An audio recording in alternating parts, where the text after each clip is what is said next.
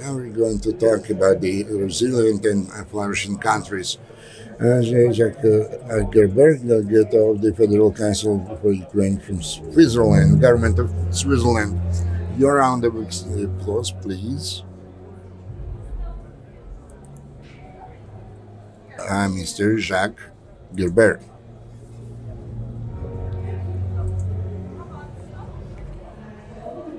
Tony Greenberg, Deputy Secretary General for Digital Infrastructure and Cybersecurity of Minister of Justice and Digital Technologies, Republic of Estonia. Mr. Martin Oberg, Ambassador Extraordinary Plenipotentiary of the Kingdom of Sweden to Ukraine. Valeria Yonan, Advisor to the First Deputy Prime Minister of Ukraine, Deputy Minister of Digital Transformation of Ukraine and Global Partnership, and moderator, Daniel Runda, Senior Advisor at DevTech Systems and Senior Advisor at the Center for Strategic International Studies. So please, ladies and gentlemen, we can start.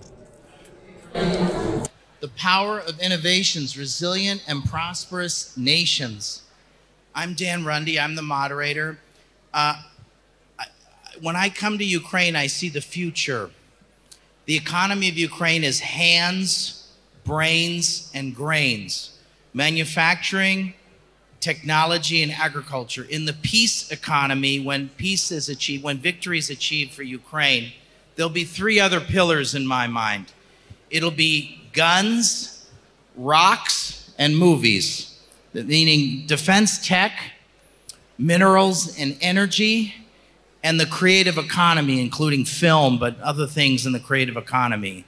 All of these are going to require innovations. I was with a senior American official a couple weeks ago, and he was very bullish on the future of Ukraine in terms of its prosperity, and it reflects a little bit the vision that the minister was talking about.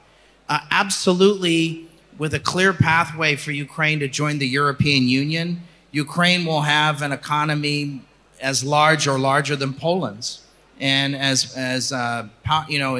imagine an economy with a GNP per capita the size of Estonia here in Ukraine. And it's a vision that's very, very achievable in our lifetimes. So we've got a really great lineup of folks. I won't go through their names again because you know who they are. But I think there's like two goals we want to achieve with this conversation. One is, how are the partners here working with Ukraine to build innovation bridges? And bridges go both ways. And I think the question for our guests, for our friends, including myself, who's a guest here, what are our guests learning from Ukraine's digital transformation? And how are you thinking about applying these lessons at home? So I think we've got a number of contributions, and we have several video contributions as well to get through. So look, innovation doesn't happen in a vacuum. It requires visions, solutions, and trust. And so let me first start with Mr. Grunberg. And Estonia's leadership in digital identity and data governance, it's well known, and Ukraine has drawn heavily on that model. So talk a little bit about your leadership in advancing the Ukraine's digital transformation through the e-governance academy and other contributions that you're making. Yeah, thank you. Pleasure to be here in the panel. Thank you. We have a long-standing cooperation with Ukraine, and there is multiple approaches with multiple fronts. So maybe just to start from the defense side, because this is today's reality. One example, we have made 0.25% of the Estonian GDP as a minimum platform level we support Ukraine. On top of that, we have put to the defense of Ukraine more than 1% of GDP yearly, or even above. So this is like, we will only dream that big nations will follow. So, because we are so small, our 1% doesn't kind of move the needle. But if there will be big nations doing the same, the war will already be over. But that said, this is just kind of the financial side. So now we have the defense cooperation is really flourishing with Ukraine. So we have tens and tens of Ukrainian companies who actually established the joint venture or their own like a company in Estonia just to be in European market. And that is really now taking so much speed and it's going very, very fast. Now it comes to the this kind of academy side, academy. So there has been altogether almost 60 million projects now. We just completed the training of cybersecurity training for more than 300 triple CIP employees. And this is really, this is of course with partnership of local companies. So that is very important to really to keep this cybersecurity framework, how it works in Europe, also to introduce it here. So it's very easy to integrate later to Europe. Now, if to mention the other areas, of course, we have in medicine a lot of cooperation works. Just to mention IT, the AI is now taking up. We just signed actually the bilateral new MOC, Memorandum of Cooperation, which is actually filled with AI things. But actually, I think we are soon, we're gonna learn from Ukraine more than actually you learn from us, because you are looks like you're gonna lead it this way, as we just saw from the certification. So there are many things, just I mentioned few, but we are very happy to contribute, and of course we continue to do so. All right, thanks, Mr. Grunberg. So the bridge between Estonia and Ukraine is a two-way street. You're learning about defense technologies and defense innovation. You're also bringing your experience, but it's clear that you're also going to be learning a lot from Ukraine in other areas as well. So thanks a lot. That says a lot. I mean, Estonia has got this incredible country brand in the digital space. So I think it speaks volumes, your presence and what you've had to say. Thank you very much. That's fantastic. Okay, so we're going to hear from Jacques Gerber. Thank you so much for being here. You're the Federal Council delegate for Ukraine. Is that a way of saying you're the special envoy for Ukraine for the government of Switzerland? Thank you for being here. I wanted to see if you could tell us about Switzerland's long-standing cooperation with Ukraine through the e-governance for accountability and participation. I was at the World Economic Forum last year where there was the announcement about the partnership around the Global Governance Tech Center.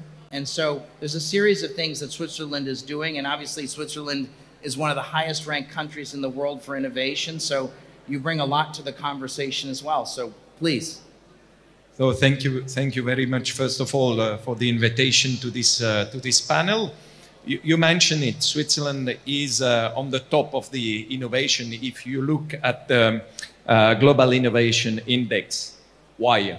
Because we have no other choice. We have no raw material, we have only human resources. And how can you add value to human resources? It's through education, but it's not enough.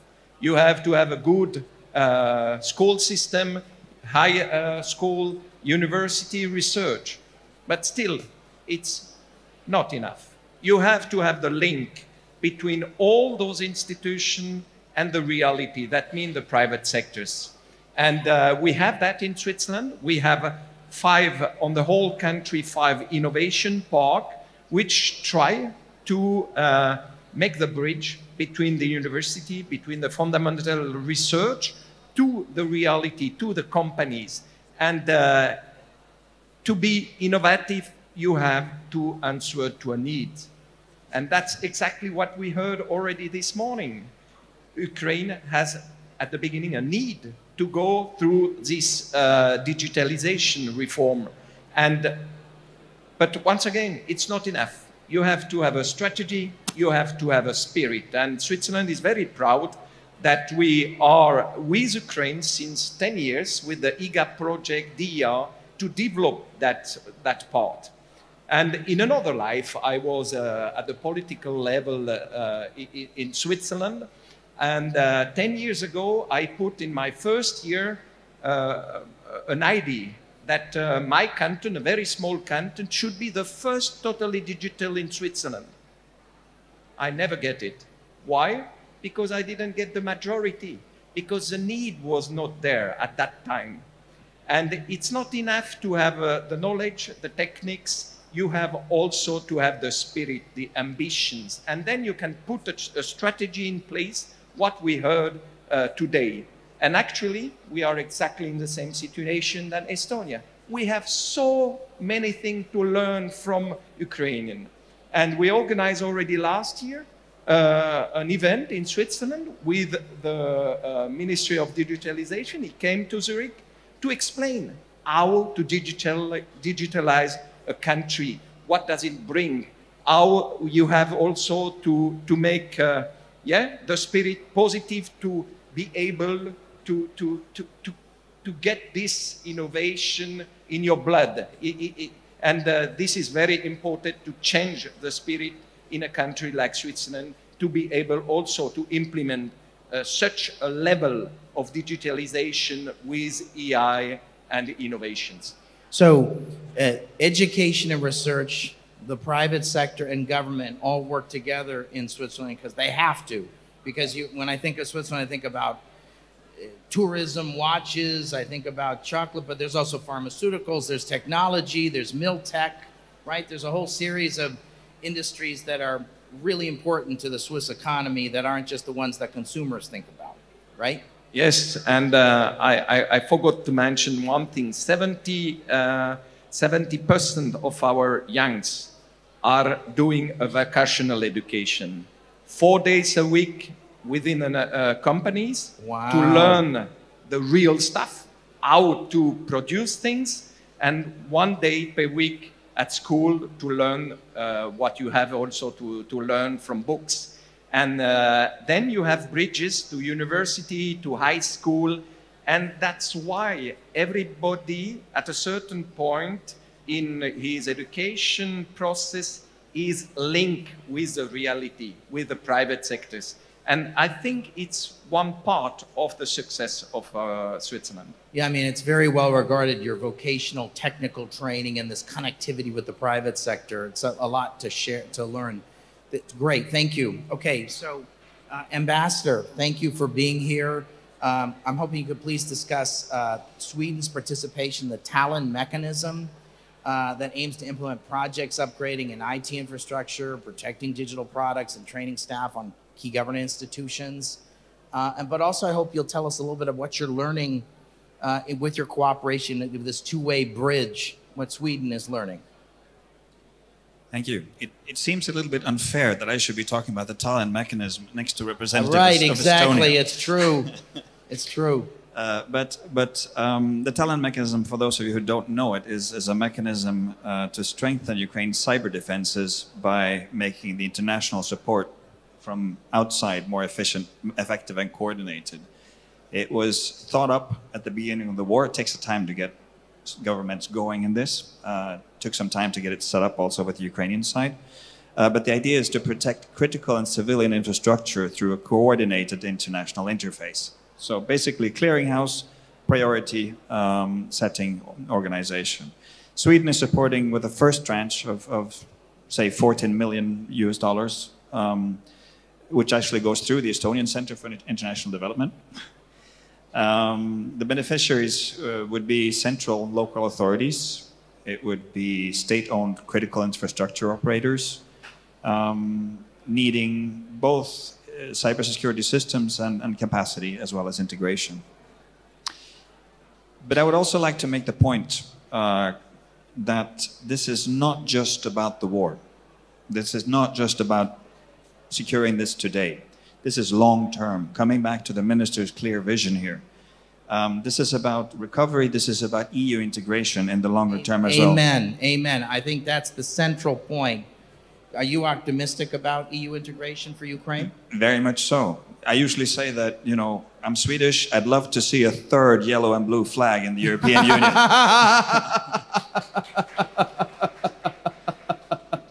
So what that leads me to is that the clear vision of the Talent mechanism beyond the direct cybersecurity must be public service, inclusion, democratic institutions, exactly what you need in order to achieve the goals that the minister just put on the screen earlier today.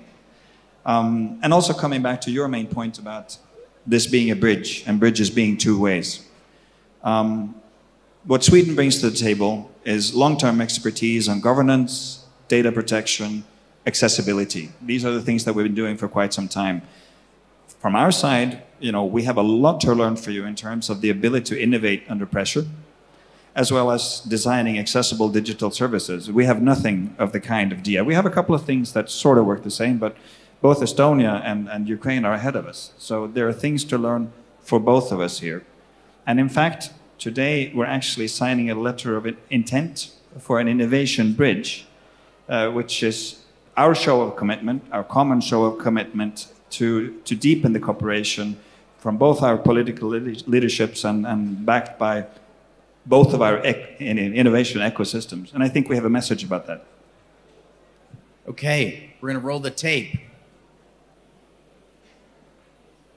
Dear creators of tomorrow, you have shown extraordinary resilience and inventiveness under the toughest circumstances.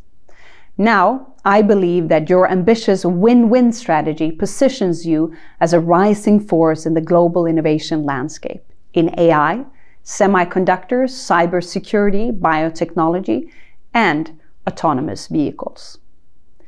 In Ukraine, necessity has forged a powerful culture of innovation.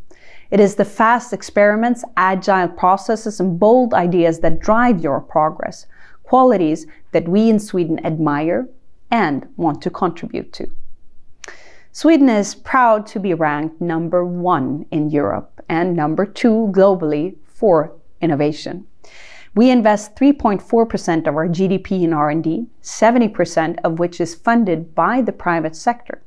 However, we must also move faster, stay more flexible, and strengthen our international partnerships. Innovation isn't just about technology. It's about hope, trust, and belief in our own potential. Sweden's democracy, stability, and high public trust create fertile ground for sustainable growth and global partnerships. Combined with your creativity and courage, I believe we can reach new heights together. That is why I am delighted to announce that we are signing a letter of intent today to launch a strategic bilateral innovation partnership.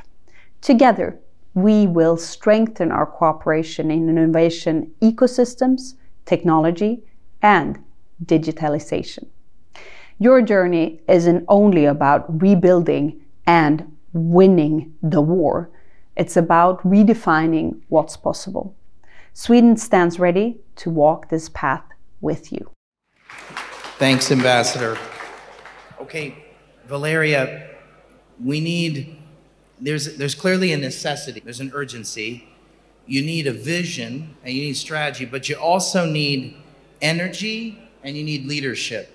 And the minister and yourself have a lot of energy and bring really wonderful leadership to this incredible task. So thanks for your leadership and thanks for your energy that you bring to this, and congratulations on the summit. So I have two questions for you. What can Ukraine share with other countries? We've heard a little bit about this here. And what can they learn from Ukraine? But also, and then how is the ministry contributing to digital transformation? We've talked a little bit about this throughout the morning. And tell me about some of the initiatives being implemented in the private sector. Sure, thank you so much. Well, first of all, I would like to thank to our partners, to the government of Switzerland, Estonia, Sweden. We are extremely proud also to sign today this letter of intent to start the new innovation bridge with Sweden, also to the government of Japan. They will be also joining by the video message today later. And to yourself, Dan, for coming to moderate our session and to basically learn more about Ukrainian innovation. It means really a lot to us. And thank you personally for all your support all the way. We had really good partnership.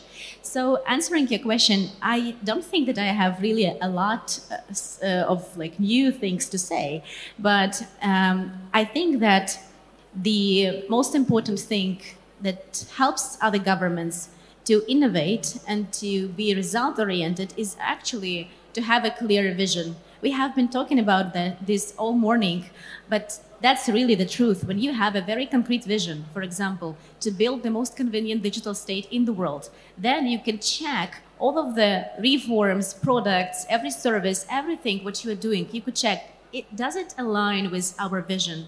Are we going the right direction? There is a great saying, which I love, tech is easy, governance is hard.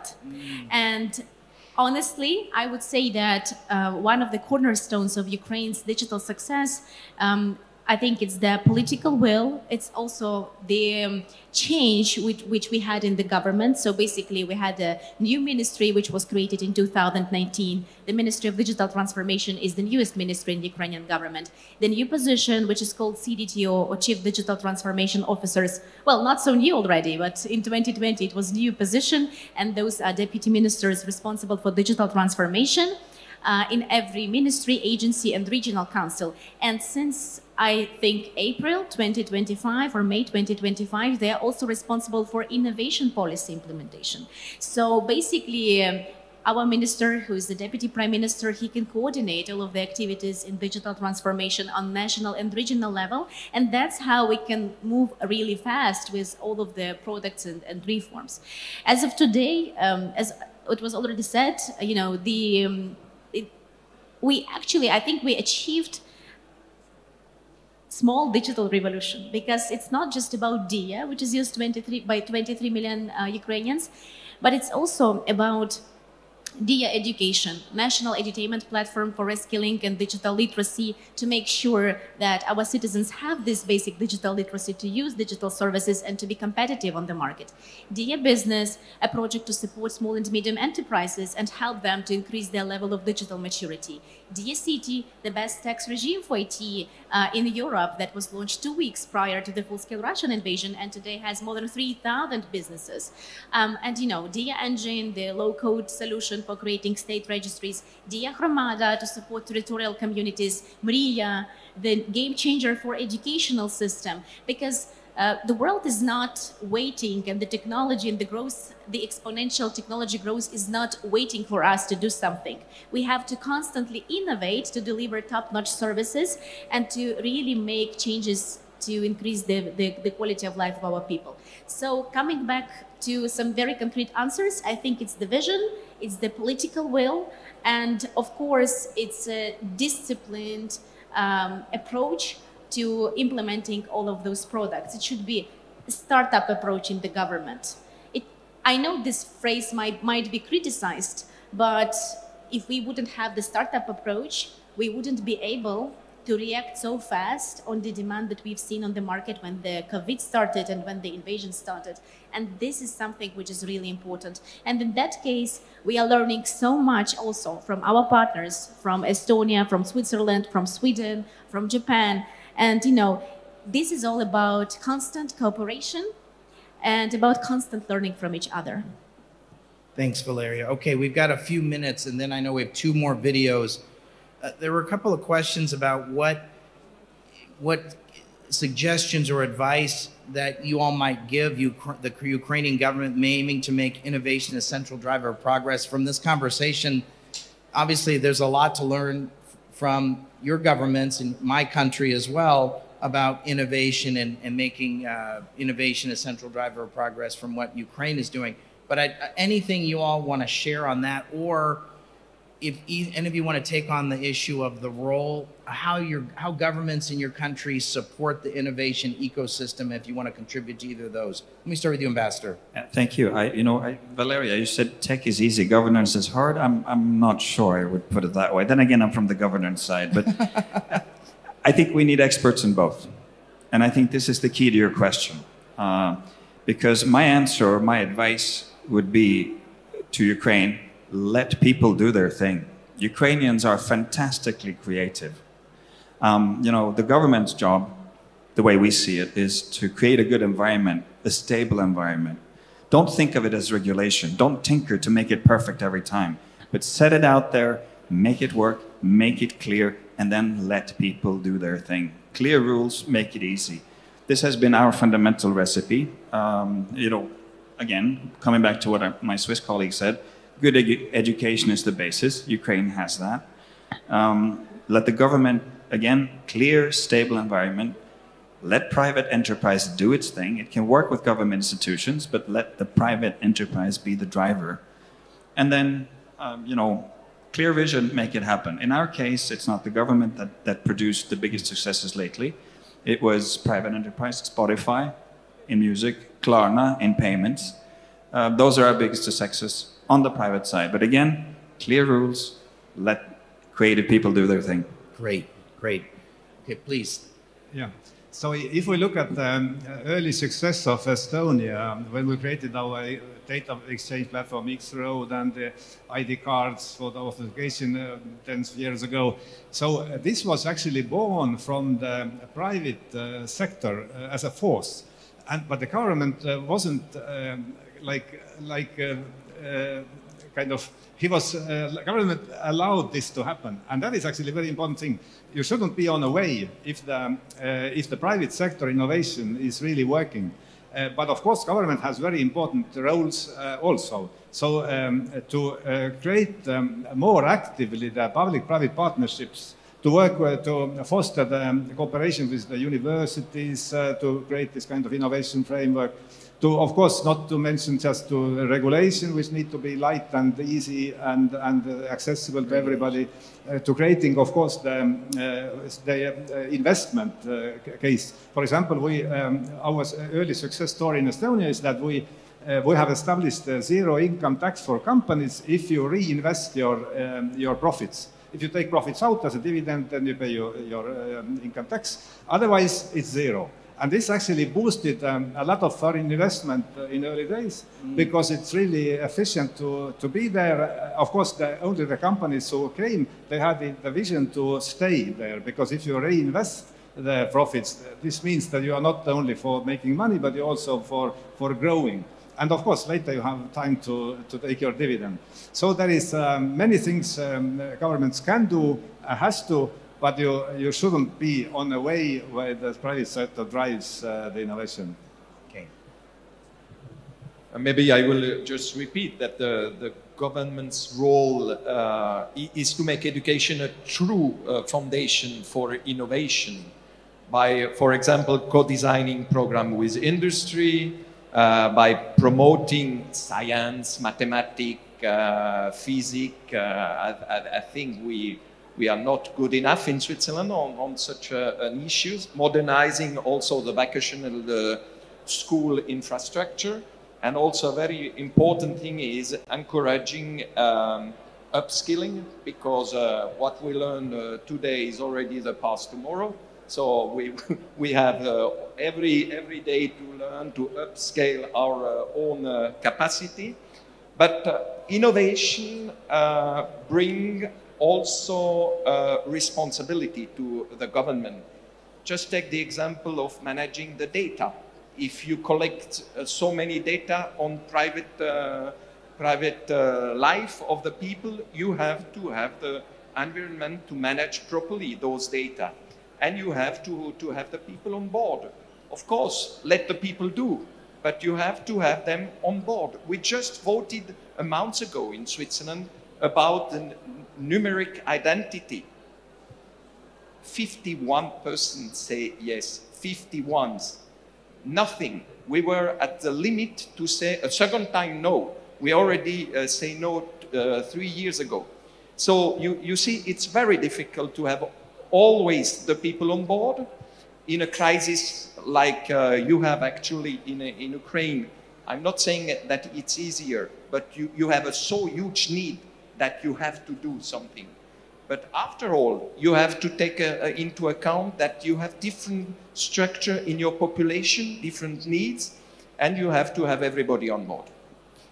Please, Ambassador. Yeah, I would like to agree with that, because I think it's extremely important to have the trust of the population. We do that by transparency and, again, predictability, to explain the vision and then to carry it out in transparency in order to have people on board. Valerie, do you want to comment on what's been said? I think that all of this advice is hugely helpful, and we have a lot to learn from you. And I would only say that I would agree that unfortunately crises like COVID or full-scale Russian invasion, they actually made us move faster, and there is this sense of urgency which helps for the innovations to be developed. But at the same time, it's not it's not just the urgency, because there potentially could be several options, and as a response to that urgency, right? So in our case, I think that what we've done right is basically the possibility to quickly change the policies. It took us several months to change, for example, the policies when it comes to defense tech and drones, like really 2 months. It wouldn't be possible probably in some other European country to move so fast. And then with the iteration approach to try and to test different products. But of course now, a very important thing for us is to understand how to make it, how to put it and make it sustainable, right? And here is a great opportunity for us to learn from you, how your countries are doing that. And we are staying open to learn all the time. Thank you. Thank you. I want to turn to the gentleman from Estonia. I asked the ambassador about EU accession. I think it's a really important goal in the medium term. My fervent hope is that Ukraine joins the European Union. It's easy for me to say I'm sitting outside as an American, right? But it seems to me that this is one of the goals for the Ukrainian government, and also it's been a clear stated policy for the European Union. Are you optimistic that in the medium term Ukraine's going to join the EU? Yes, absolutely yes. We are so much endorsing this, and we believe it's going to happen soon, and the sooner the better. I think what is going to be, the European Union will be much stronger with Amen. Ukraine. Absolutely. So this is first exactly the same thing, innovation. You're so fast now. It's difficult to keep pace, honestly. So this is one thing. Of course, the energy. Of course, the population itself creates the value, and so I think it has to happen. And at least we are endorsing it. I think all our colleagues endorse it. So basically, of course, there are, like always, the burden of the process is on the way. But I think it's going to be, we can overcome those all, and we can welcome you there. Great, great. Okay, I know we have 2 videos from 2 special messages from important partners for Ukraine that wanted to, I think one is first from the United Kingdom, and then I think we have an important message from the government of Japan. Good morning, everyone. I'm sorry I can't be with you in Kiev today, but I want to congratulate you on hosting the first Win-Win Summit. It's inspiring to see the way Ukraine is harnessing innovation to build resilience, strengthen its security, and unlock new opportunities for growth. And I'm delighted the UK will be re-signing our trilateral partnership together with our Ukrainian and Estonian colleagues. Globally, digital technologies are transforming how governments serve their citizens, and it's been a real privilege to learn from Ukraine and Estonia, who've been trailblazers in this regard. Mutual learning is at the heart of this partnership, and I hope it can go from strength to strength. I look forward to seeing the continued progress of the AI Centre of Excellence, the lessons we can learn, and the new opportunities we can create together. And I'm proud that our trilateral work builds on the foundation of the UK-Ukraine 100-year partnership, recognising the vital role science, tech and innovation can play in shaping a future where Ukraine not only recovers, but thrives. Thank you very much. Great, great, very good, thank you. I know we also have one from the government of Japan.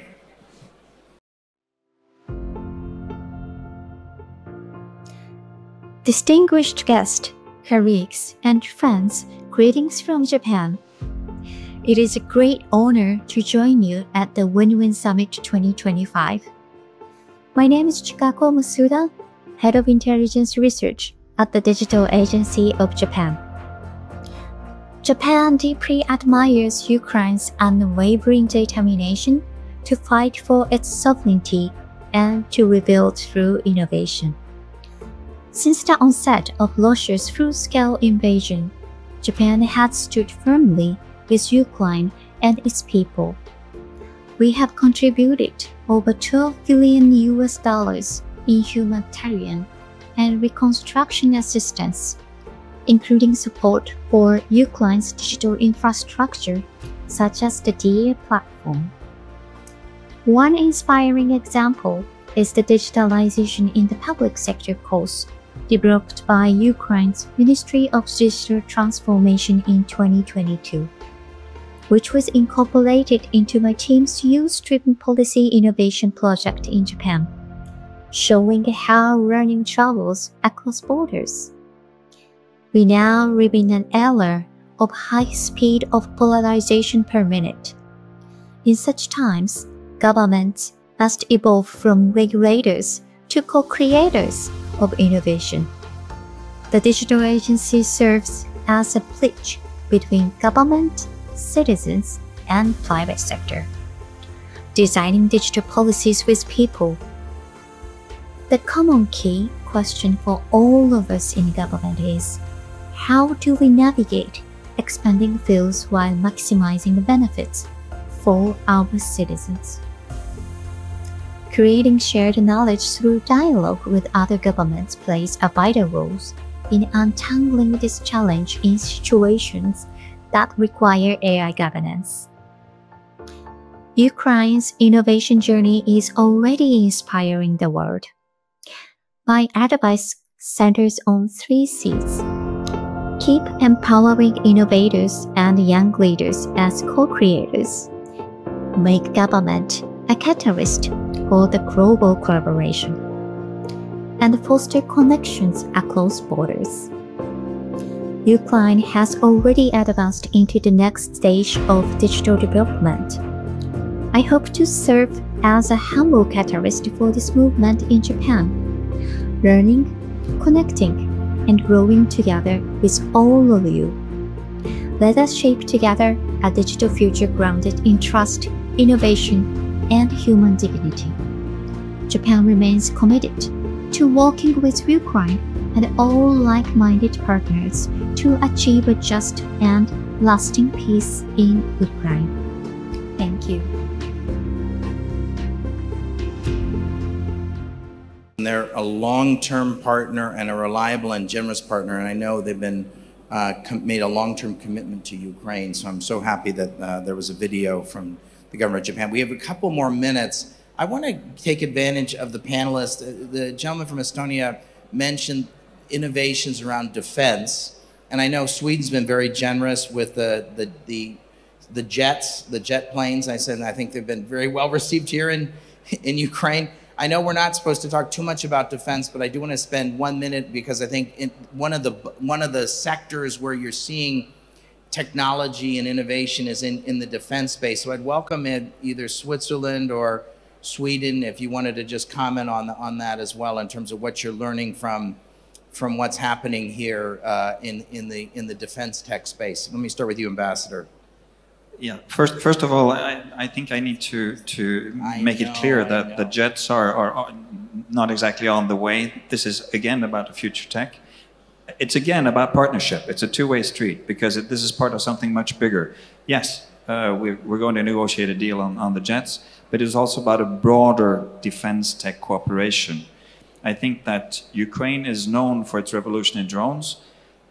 With all due respect, it's not like you invented the drones. You invented how to use them. Yes, yes, yes. And we, as well as Estonia and Switzerland, we sit on a number of niche elements that can be added to the drones, and this is what we need to find out. We need to find ways to incorporate what we know, what extra knowledge we have, technologies we have, how to combine that with the Ukrainian knowledge of how to quickly develop how that will work in battle action for real. So again, two-way street.